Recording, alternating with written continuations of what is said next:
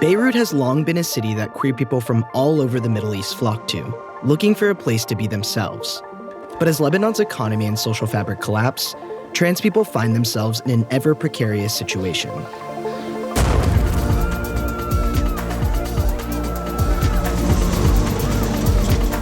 I went to Beirut to figure out if it ever was the safe haven that so many propped it up to be, and how people living there are managing to find hope now. كنت ناطرة هذا الاتصال من زمان كتير I've been putting my future on the side for the time being. I'm Alyza Enriquez. This is Transnational.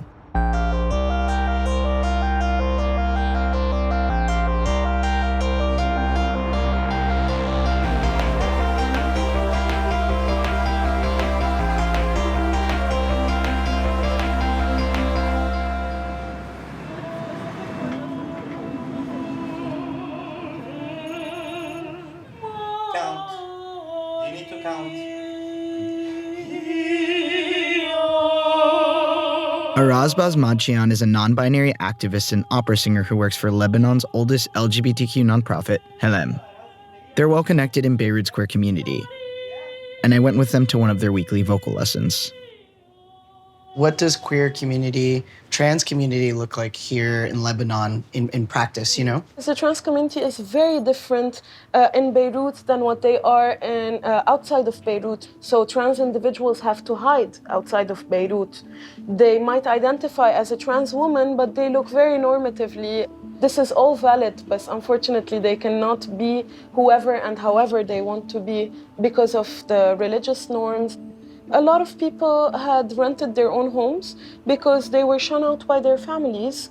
But right now, I know a lot of people in the community since 2020 up until now in 2022 have been forced to move back to their abusive homes. For years, Western media regularly depicted the city as the region's party capital with a thriving queer nightlife where people came to escape. But that progressive facade is starting to crack. In June of 2022, the so-called Soldiers of God, a conservative Christian group, tore down a display that was installed in Beirut's Ashafia neighborhood to celebrate the city's annual Pride. بيجوا بطوب حملان وهن ذئاب خاطفة بيجوا بشعارات بلوم الازدهار كذابين. The billboard started as a green flower wall that blossomed to reveal a rainbow, and the message, "Love always blooms." نسل إبليس هيدا عم بيخطفوا الأولاد هيدي خطية مميتة بالجسد وبالروح مميتة. وكيف قبل محافظ بيروت يقبل فيها؟ كيف قبل يحط علم ضد الرب؟ The teardown of the billboard was symbolic of a larger queerphobic backlash during Pride Month. Several members of parliament condemned what it called the promotion of homosexuality, and the interior minister asked security forces to crack down on LGBTQ gatherings. As a result, many queer and trans people stayed home instead of being out in the streets, fearing for their safety. Homophobic and transphobic people decided that this area is theirs and no queer people are allowed here. Are these kind of anti-LGBTQ attacks pretty normal for this group? Yes, unfortunately, when religious entities are given the power of governance in people's lives and people's rights, this gives them more motivation to do whatever they want, and they know that no one from the government will come after them. So that's very tough because the government doesn't provide any protection, and the government for sure is not with the community. In response, the LGBTQ nonprofit Helem and other activists pushed a lawsuit to Lebanon's High Court, and the ban on LGBTQ gatherings was suspended in November of 2022. But, citing fear of violence, the Office of the Interior Minister continues to try and obstruct LGBTQ gatherings. Either way, many argue that the crackdown already did what it was intended to: distract people from the country's spiraling economic and financial collapse. Lebanon is a failing state, but it wasn't always. For the past 2 decades, the country seemed to be recovering. In the 90s, shiny buildings were built on top of rubble from a brutal civil war. Beirut restored its downtown to its pre-war glory, and young people from around the region traveled to the city for opportunities and a sense of freedom. But underneath the country's reconstruction, the debt was piling up. In late 2019, anti-corruption protests forced the government to resign. Then the pandemic hit, and what followed after devastated Beirut.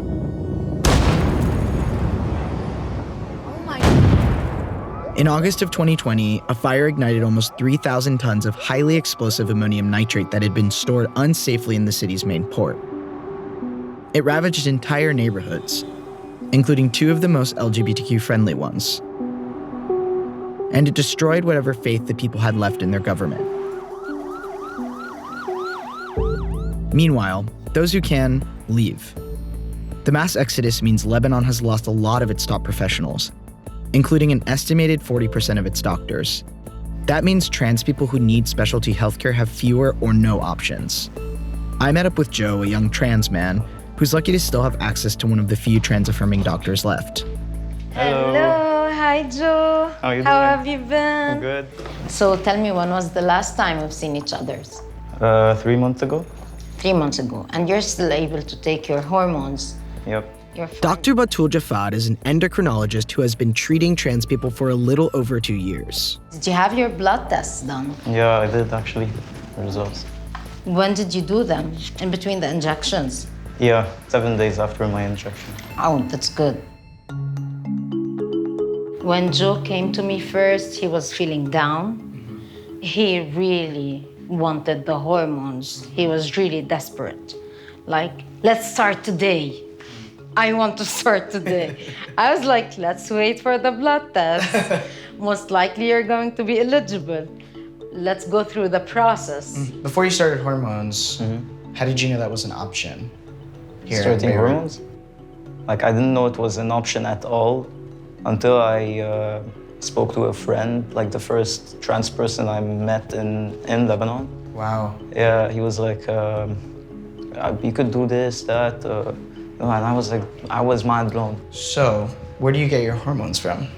I get them from Egypt because I can't find hormones in Lebanon. And the problem is that if you're on hormones, you can't really interrupt your treatment.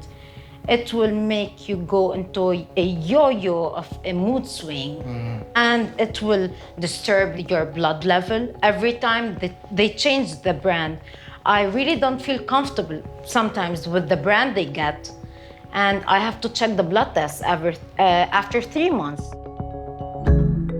Medically unsupervised transitioning isn't actually that uncommon because trans people have such a hard time navigating healthcare. But Lebanon's economic crisis has made hormones almost totally unavailable, and sourcing them from the black market can lead to complications. All this makes people like Dr. Jafad so crucial. What would you like to see in the future for trans healthcare? I'd like to see a center here in Lebanon for trans people.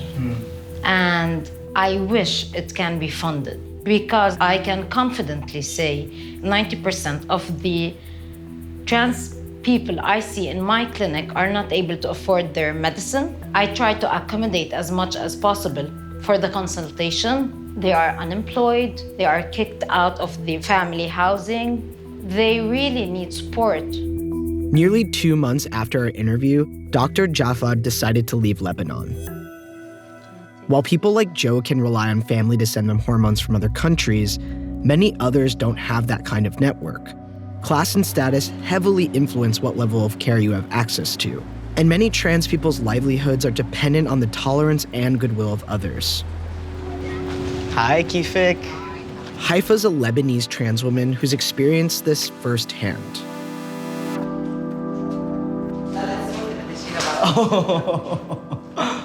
Wow.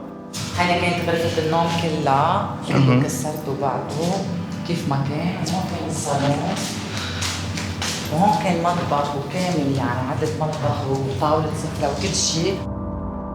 After years of living in her apartment and having to win over her neighbor's approval, Haifa says her landlord recently started having issues with her being trans. He's decided to evict her, and she doesn't know where she'll go next. Do you feel welcome in this neighborhood? كتير بس صاحب البيت بيكرهني أما لو حدا بيجي هلأ غيري بيقعد هون ممكن ياكل قتل، ممكن يتعذب، ممكن يضربوه، ممكن يسبوه، ممكن يقلعوه، ممكن يطلعوا على بيته يهجموا عليه. أنا ممكن أول ما قعدت أوكي تعرضت للظلم وبهدل وإهانة، بس أخذوا وجه علي حبوني. What was it like growing up trans in Lebanon? من أنا وصغيرة ما بتذكر بحياتي لبست شيء بخصش المال، كله فيميل. هي يعني أهلي هني لبسوني، حطولي باوريك، إنه ممكن كنت أنا أقلد أنا وصغيرة. إخواتي الشباب يجيبوا حدا مثلاً إنه تعالوا شوفوه بالبيت كيف عم يرقص، شو عم بيحطولي ميك أب. حياتي كلها كانت مع إخواتي البنات، كان حياتي كلها مع الماما، كل الله يرحمها، كل ما تروح بدي روح معها. شوي شوي هيك صرت أنا أتضايق، البابا صار يعمل مشاكل معنا، يقول لي أنت لوطي، أنت جاي لك شكلك مثل المرأة، بدي حطك بالجيش اللبناني، بدي حطك بالدرك تصير رجال، يعمل اللي ما بينعمل معي، وتركت أنا وفلت على بيروت. When Haifa came to Beirut, she tried to hold down jobs, but finding employment is precarious for trans women. A 2019 Human Rights Watch report on the challenges of trans women in Lebanon wrote that for all 55 people interviewed in the survey, lack of jobs is, quote, the most debilitating and severe form of discrimination that the community faces. 42 of the women interviewed had reportedly been turned away from a job because of how they looked. بس العمل انه ما في عمل، ما حدا بيشغلني. حاولت دق لحدا باوتيل انه اقدر انا اشتغل تنظيف، شافت صورتي واو هيدي انت، قلت لي بلوك. تهددت من كتير ناس، حتى من الدولة تهددت، كتير قصص تهددت فيها على التليفون، يعني صار عندي فوبيا. فمن وقتها انا صرت بيتوتية، خلص من البيت ما بطلعوا. Despite the challenges Lebanese trans people face, the country remains a beacon for trans people fleeing other parts of the Middle East. Still, it's easy for them to be overlooked. Lebanon hosts 1.5 million Syrian refugees, and it has the largest number of displaced people per capita in the world. The pressures of surviving are compounded if you're trans. I met up with two trans refugees, Renee and Christina, to find out just how tough the country can be. يعني أنت تكون لاجئ شيء كتير بشع، ولاجئ سوريا بالأخص، وأنت من الكوميونيتي، فهيدا بضيف على العار عارين. يعني أنت لاجئ ومن الكوميونيتي لازم تموت، يعني ما لازم تكون عايش. أنت هيدا كمان بتصير في شكاوي للبلدية وللشرطة إنه هيدول ذكور متلبسين بأزياء نسائية، يعني أخذين فكرة عننا إنه نحن أشخاص just for sex. We are not a people. We don't have a life. We don't have a dreams. We are just a sex toys. أو إذا بنكون مجموعين مع بعض شخصين معناتها لازم يكون في بيناتنا سكس. كنا بحفلة يعني عادي، حفلة بيرثدي عاملينها بشكل برايفت بالبيت، فودوا الصور للبلدية وصارت في مشكلة وهددونا إنه نطلع من البيت. So it's like إنه بتحس إنه بتمييز كبير. Can you tell me a little bit about what it's been like applying for asylum? It's an emotional process actually. ما عم بيكون في أشخاص professional حتى يكونوا عم يعملوا interviews معنا.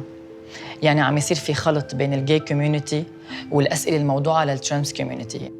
To me, it was never important to go and live somewhere else, you know, to live in West, to go to an open-minded country.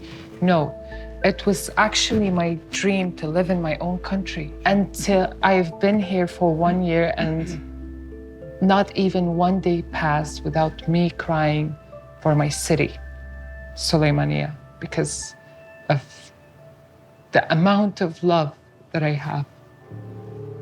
It seems like, maybe not in your case, but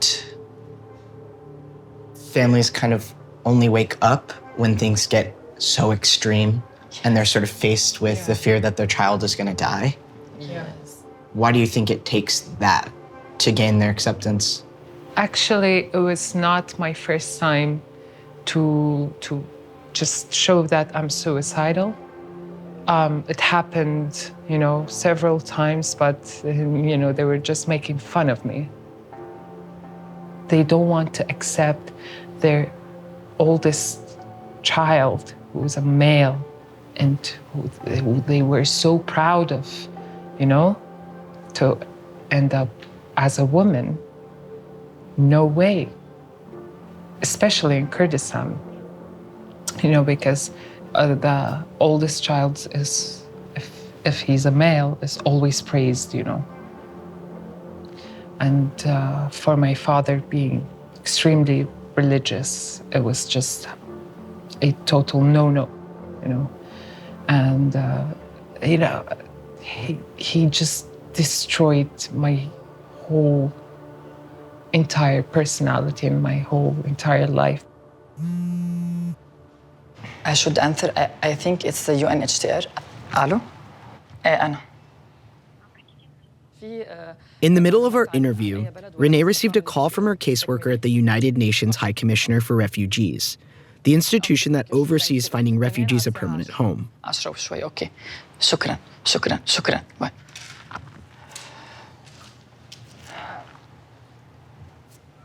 قالوا لي إنه التنين عندك She has an appointment on Monday. appointment لاستكمال معلومات وحنقول لك البلد بس على الأغلب يا يونايتد ستيتس يا كندا. يا يونايتد ستيتس يا كندا بس على الأغلب يونايتد ستيتس. Oh my God. Congratulations. Yeah, congratulations. Habibi, you waited for this for so long. Oh my God, it's a miracle. Talking to Renee and Christina, it's hard not to feel helpless. Applying for asylum takes so much time, and so does transitioning. For trans refugees, it can feel like life is permanently on pause. I met with a lawyer, Danielle Yacoub, who's been advocating for the trans community for years, to get a sense of just how many obstacles people like Renee and Christina have to overcome.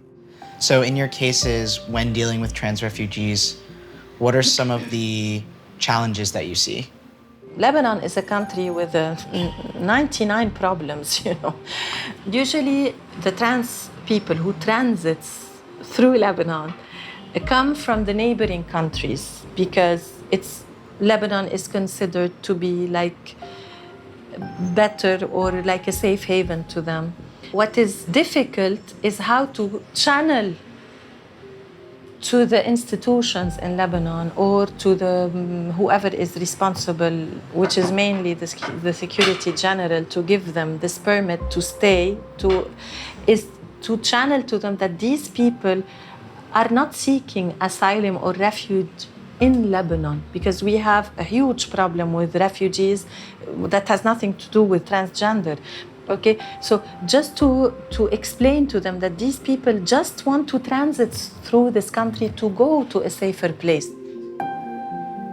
We have something in Lebanon, unfortunately, that is called the kafala system to sponsor you so that you can stay. But for trans people, what we try to do, we try to find NGOs, local NGOs, to give them this sponsorship so that they can have a legal status while they're here before trying to get out or to find asylum in other countries that would welcome them.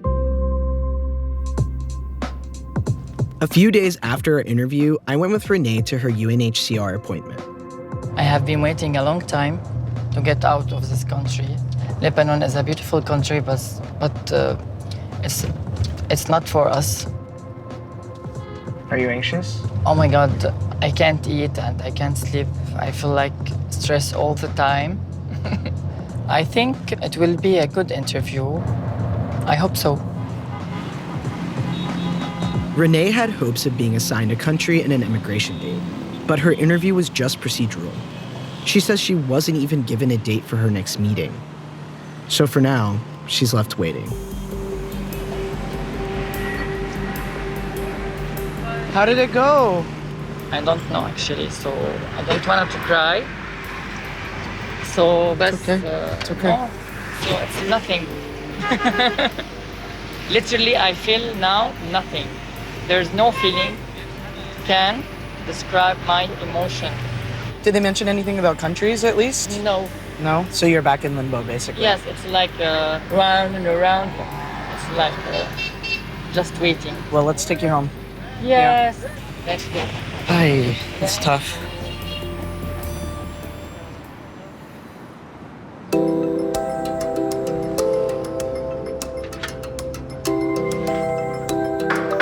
Renee sees Lebanon as a temporary home.